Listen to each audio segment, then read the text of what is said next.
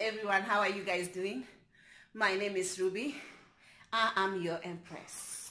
I am your fabulous empress. Your fabulous empress. Okay, I will stop goofing around. So I'm back with another video as usual. I'm dropping you another drop like it hot video. But anyway, thank you so much for you guys who have been subscribing to my channel, who have been visiting, who have been leaving great positive comments. You guys, you are the best followers. Thank you so much for making it constructive. Even if it has to be criticism, it has to be constructive. And thank you so much for the haters are on the left side, and they are probably watching, but they are not very active. So thank you for that. So anyway, you guys, today I'm just at home. I'm with my sister, and we are cooking our lunch, trying to cook. So I'm going to show you guys exactly what we are cooking. And we were talking about something. Wait, before I continue, let me tell you what we were talking about. You know, like in most cases, I know that I've seen a lot of people making comments in this video because people assume that I'm somebody who is high maintenance, or somebody who thinks that I have made it in life, or for whatever reason. I don't know why they say that, or maybe because they see I show them from where I came from and from where I am now, so they assume that I'm pretty much doing well. And some people usually say that I am picky when it comes to a man whom is gonna come to my life, or a man whom I want to be with. So they are saying that I'm looking for a man who is higher than me financially, or who is rich. You know, that's exactly, they use the word rich. So I say to myself, listen, that is not me. I don't even know where you guys are coming from with these allegations, because as far as I know that my ex, the guy that I dated before, thought that all women are after rich men, and he was striving to make as much money because he felt like nobody is gonna date him if he was earning below a certain amount of money, which I don't know where that came from.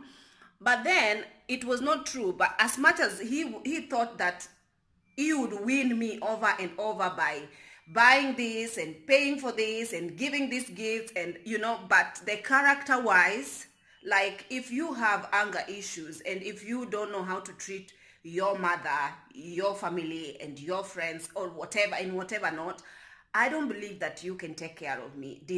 Despite, it's not always about money. It's more than that, because we are out here not looking. Only people who are selling their punimi in the streets are looking for cash handout. Some of these women, as we are looking for, a lot of women are looking for stability and a home, and not necessarily money. You can contribute towards a household, but you don't have to be rich. You know, you have to bring something on the table. As much as I am bringing, as much as I am working hard to make sure that children don't go hungry, I don't expect a man who just comes home with empty-handed every day and expecting to eat.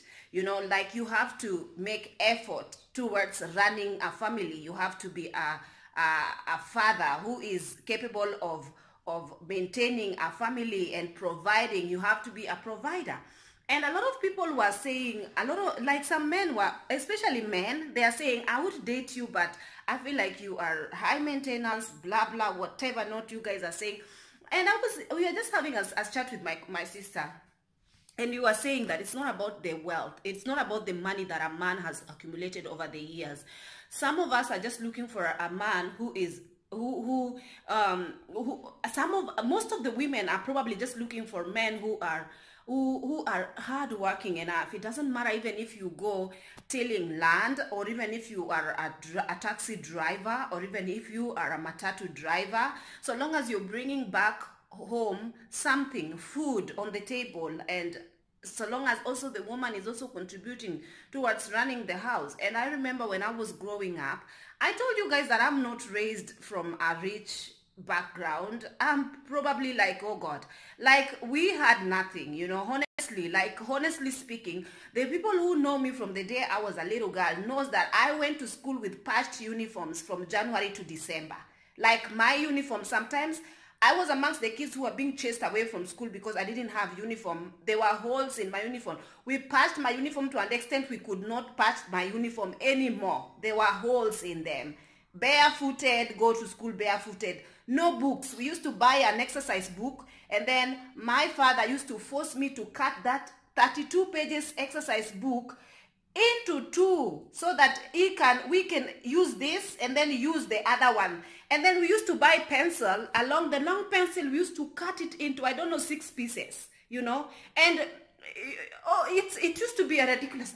And let me tell you something, because my father had two wives. My mom had a co-wife, as in my stepmom had a co-wife. Both of them were co-wives to each other. And my dad, one thing that I knew that he was not capable of was he is not like, he is my father, and I love him to bits, you know, but I'll have to tell you guys what I grew up into. My father did not like to provide for the family.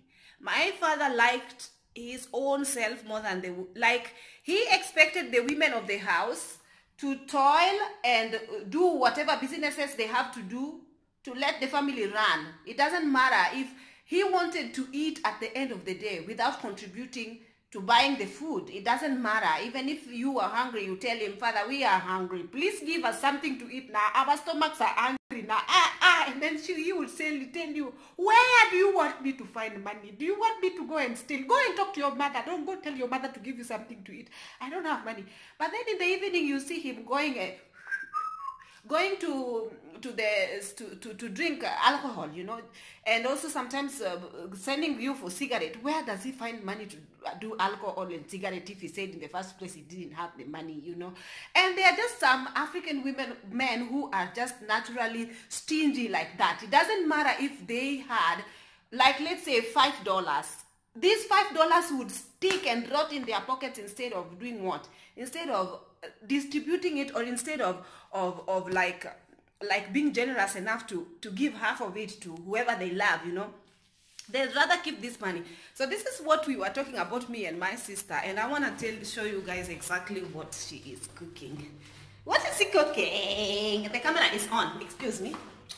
The camera is on, whether you like it or good. So we are cooking eggplant. See, you serve them. It's already cooked. We cook eggplant and some eggs, and so we are going to serve. Okay. So we were talking, and we were saying that I really don't mind somebody who earns even less money, so long as he is a generous man, you know. And in most cases, there are men, we give chances. A lot of women give chances to men. Maybe they are working and they have more money than these men have. But you find that these men, they get this chilled sit back attitude to an extent. They don't really want to provide. They don't want to become a provider. They are not even exercising their providing skills, because they see that the woman of the house have enough money to feed him. So he's just sort of sitting back with the little money that he has, is going where this money is going, you don't know. Did you make for me tea, please? I want coffee, a decaf coffee. Oh yeah, is that hot water? Yes. Okay, you can just put. Okay. So, but then, Winnie, you did not say hi to the peeps. Okay. Winnie is here. Hi everyone. Hi everyone. Jesus, what is this? Now that you just came here, a few days now you have an accent. I'm trying. So anyway, so we were talking this one, and then just put two because you know my hand is busy. Okay, I'm gonna go with this one. So then I'm just saying that you guys, oh, I forgot to take a spoon. I didn't bring it. All right, okay. So then I was just saying that in most cases, we are like, it's not that we are looking for African men who have everything figured out and have all the money and whatever in the world. We are just looking for people who are capable of sticking by us financially. We don't want to always, What is this? The lights are not good. We don't want to be always the one who is taken advantage of, and someone. We don't want to be women who are. We always have your back. You know, we can have your back as much as possible, but you know, having. Oh God, these lights are horrible. Yeah, it's okay. I'll put it here. We can have your backs. Okay, so my sister cooked a bit of chapati, so that's what we are gonna have with this and some tea. So this is gonna be our lunch and also our breakfast.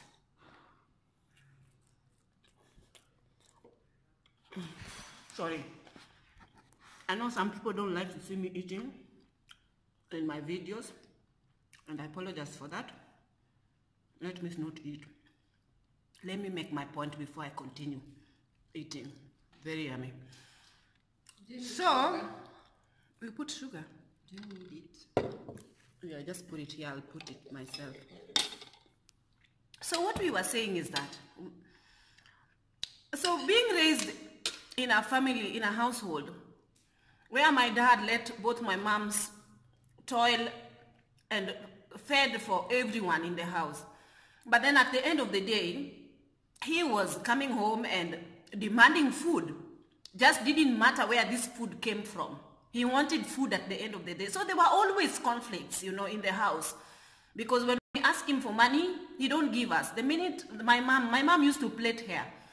The minute my mom found some customers and did plait hair and go buy food, if my mom didn't find a customer, we were just like sleeping. We didn't have anything to eat, you know.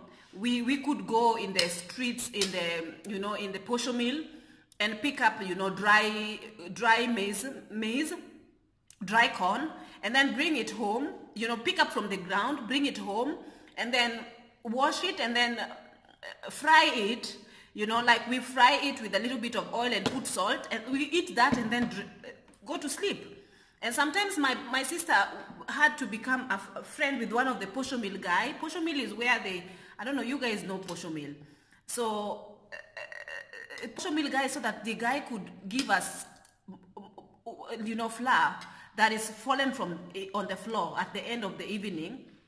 This guy would like, oh God, it's terrible. So we used to eat this flour from the floor because we just didn't have enough food, enough money, you know. And the father, our parents, our dad was like, you go find food. You have your hands, you have your 2 fingers, find food. So this is what I was saying, is that as much as we want to, African women want to take care and, you know, of this attitude that most, I'm not saying all African men, but the attitude of like being very chilled back. In an extent, they are very, like, become very much lazy lovers.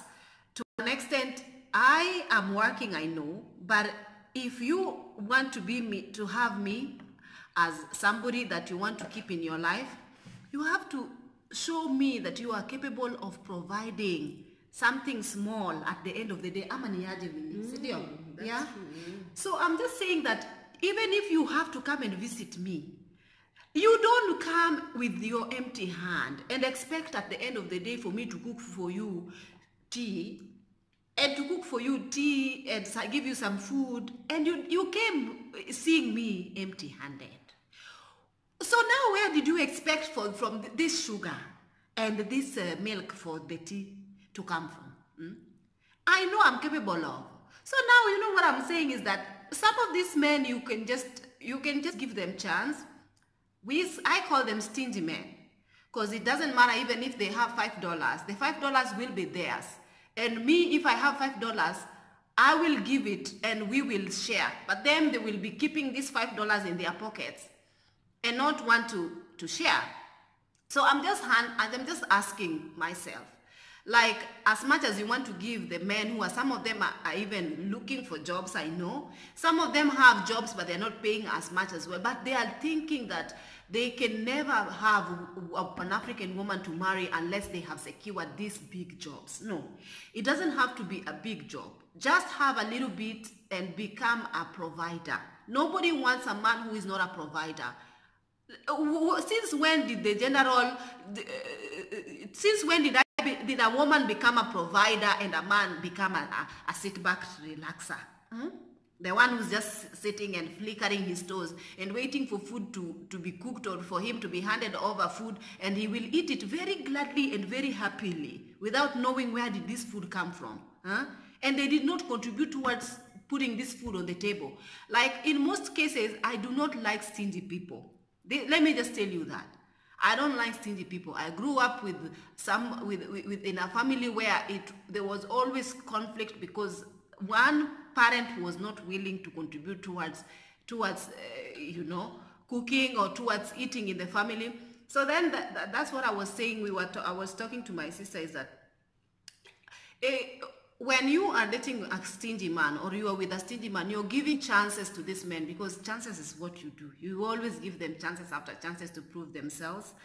And at the end of the day, when this guy is becoming very relaxed and very chill, to an extent even taking you out for a meal is a problem. Taking you out for a coffee is a problem. You are the one who is always going to bend your back, break your back, be able to pay everything, do everything. At the end of the day, he also wants to sweat on top of you. What is this now? I do not get it. So,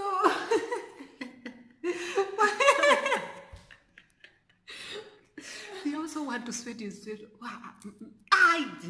Jesus, where did we go wrong as African women? So then, I'm just saying that now, if you are dating this kind of a guy who is stingy, he will come to your house and we have to look at each other. If he is hungry, you have food in your fridge now, but he did not contribute towards buying this food. It's not like now, it's not that I am stingy. You want to teach these people that they have to be providers. They have to be providers. As much as I have food in my fridge, if he comes empty-handed, there is no gonna be food for him to eat. My dad used to demand food, even if he came home empty-handed. He used to come empty-handed. He's walking like this, like very majestically. He wants food. And then when he reaches, the first thing, meaning give me what I have to. I want to eat, I want to go to sleep. So my mom used to ask him, you want to eat? Did you bring anything here in this house for you to eat? Did you bring some? That time my mother has toiled, there is food. Now we've eaten, maybe we've left him some, but we just want to ask him 1, 2, 3 questions as the father of the house. What did you do towards contributing the food that we now have here, that you are now demanding to eat? And at the end of the day, he used to say, please don't ask me too many questions. Give me food I want to eat. And if you ask even most questions, he's complaining that this house has too much noise. You will give him a sickness. In a sense of you will give him pressure. You are trying to kill him. But you have to ask him. He was kind of a dictator. Yeah, and my father used to be a dictator in the sense of you have to do what he says. He will not provide. It's your job. He needs to eat. He needs to sleep while he is full. But he did not bring food. But you have to give him food because he knows there's food in this house. Where the money came from, he doesn't know. But he knows there's always food because my parents used to always, my mom from this side and my mom from the other side used to always break their backs making sure that the kids eat. Making sure it doesn't matter where the food came from, but there was somehow food in that house. But my dad never contributed. But so the women used to always look at him in a sense of, I want to see he's coming home and he will ask us for food. But then I want to see where that food is going to come from. And my mom used to tell us, they are not, I see you giving him anything. We want to see what he wants. Then at the end of the day, we will feel sorry for him and give him food anyway. So I think at the end of the day, we have to teach these men how to be, as much as women also need to learn to become self-sufficient, self-reliant, not to depend on men. We need to not depend on each other too much, In a sense of we have 2 hands, we have our brains, we have to become both providers of the house. I hate this idea of, I'm just asking you for matchbox, I want you to give me money every day. But when I am capable of providing, you have to also show me that you are capable of sustaining a family. So if you come empty-handed and you want to be with me, just make sure that there's not going to be food in this house until you learn to become a provider. So I'm just saying that it's not about that. It's not all about that we want men who's made it or who is established or who have everything. No, we want somebody who is capable of demonstrating their providing skills to a family, sustaining a family. I can't break my back forever for a man. Meanwhile, they're just sitting back and sweating on top of you and doing nothing. It's not going to happen. This is not going to happen, please. So I'm just saying, because I feel like this needed to be said. So anyway, you guys, if you like this video, please give it a thumbs up. And I don't want to take too much of your time, so I'll leave this video today. Well, let's get to 11,000. We are getting there soon. So I'll see you in my next video. Have a lovely day. Bye.